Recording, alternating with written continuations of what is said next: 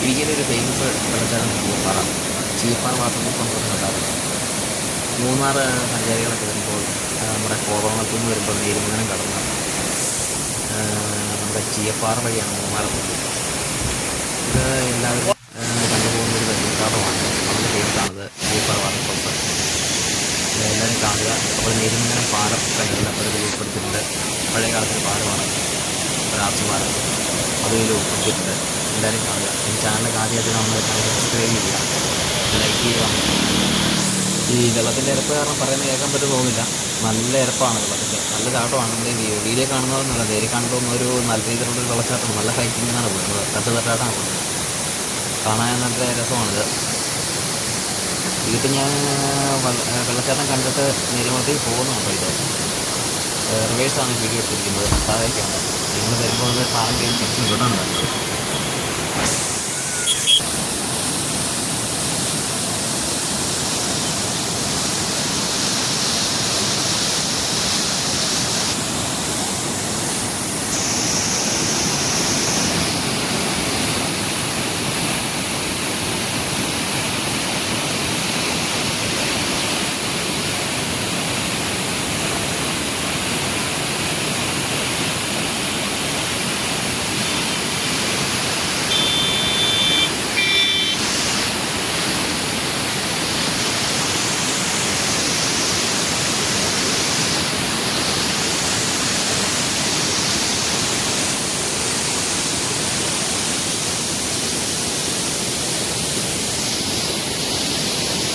ആനരപ്പടയിൽ ഇഷ്ടംപോലെ ഉണ്ടാവും. മൊബൈൽ ഫോണോ കാര്യങ്ങളൊക്കെ തട്ടിപ്പുറത്തേക്ക് പോകും.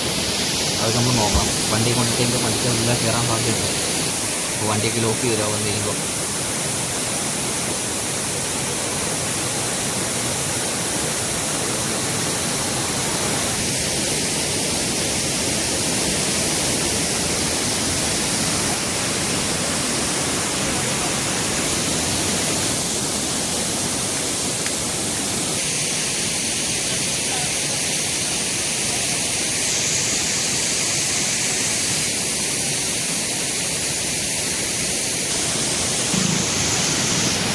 എന്നെ ഉറക്കിയാൽ പോയത് എൻ്റെ കൈൻ്റെ ഇടയ്ക്ക് കൂടി.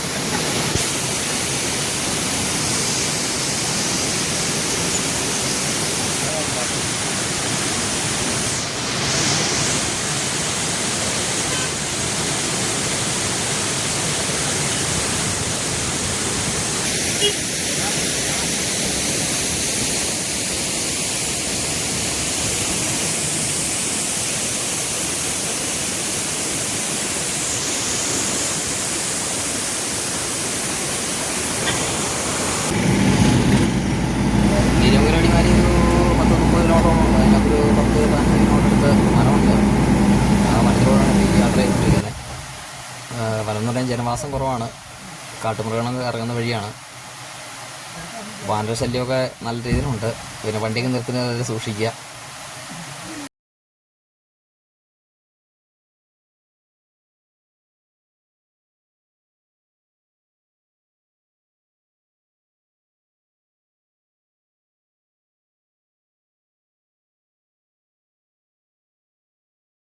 NH വഴിപണി നടന്നുകൊണ്ടിരിക്കുകയാണ്. അതാണ് ഈ സൈഡിലൂടെ കാണുന്നത്. ഈ റോഡ് വീതി കൂട്ടാനുള്ള പണി നടന്നുകൊണ്ടിരിക്കുക. രാജഭരണകാലൊക്കെയുള്ള സഞ്ചാരികൾ വരുന്ന മെയിൻ ഒരു മാറ്റിയിട്ടേക്കുന്നതാണ് പാതയാണിത്. പിന്നെ ഇതല്ലാണ്ട് ഒരു ആലുവ മൂന്നാർ ഓൾഡ് റോഡൊരെണ്ണം വേറൊരെണ്ണം ഉണ്ട്. അതിങ്ങനെ കയറ്റങ്ങളോ വളവുകളോ ഒന്നും ഇല്ലാത്ത വേറെ നല്ലൊരു വഴിയുണ്ട്. അതൊക്കെ പണ്ട് ഉരുൾപൊട്ടലും കാര്യങ്ങളൊക്കെ ഉണ്ടായി 1-2 സ്ഥലങ്ങളൊക്കെ ഇടിഞ്ഞ് ഇച്ചിരി മോശമൊക്കെ കിടക്കുവാണ്. അപ്പോൾ അതിൻ്റെ കേസും കാര്യങ്ങളൊക്കെ കോടതി കിടക്കുവാണ്. റോഡൊക്കെ കുറച്ച് കഴിയുമ്പോഴത്തേനും ആകുമെന്ന് പ്രതീക്ഷിക്കുന്നു. ആ വഴി വരികയാണെങ്കിൽ ഇത്രയും ദൂരം ഉണ്ടാവില്ല. അത് പ്രകൃതി മനോഹരമായ വഴിക്കൂടെയാണ് അത് യാത്ര ചെയ്യുന്നത്. ഇതിൽ നല്ലൊരു വഴിയായിരിക്കും അത് വന്നു കഴിഞ്ഞാൽ.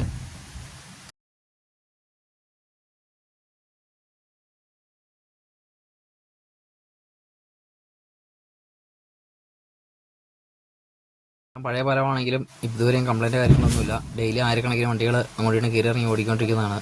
ഈ തിരക്കൊന്നുമല്ല ഈ വഴിയിൽ. സീസണായി കഴിഞ്ഞാൽ നല്ല രീതിയിൽ വണ്ടി ഓടുന്നിട്ട് റോഡാണിത്. ഫുള്ള് ബ്ലോക്കും കാര്യങ്ങളൊക്കെ വരുന്ന വഴിയായത്. ഈ കടന്നിൽ നേരുമംഗലം പാലം. ഇതിനടിയിൽ കൂടെ തന്നെ വേറെ പുതിയൊരു സമാന്തര പാലം വരുന്നുണ്ട്. അതിൻ്റെ പില്ലറിൻ്റെ പണിയൊക്കെ ഏകദേശം കഴിയാറായിക്കൊണ്ടിരിക്കുന്നു. റോഡ് പണി കഴിയുമ്പോഴത്തേനും പാലത്തിൻ്റെ പണി തീരുമെന്ന് പ്രതീക്ഷിക്കുന്നു. പക്ഷേ അതിനേക്കാളൊക്കെ നല്ല ബെറ്റർ പാലം ഇതാണ്. എനിക്കിഷ്ടപ്പെട്ട പാലം ഇതാണ്.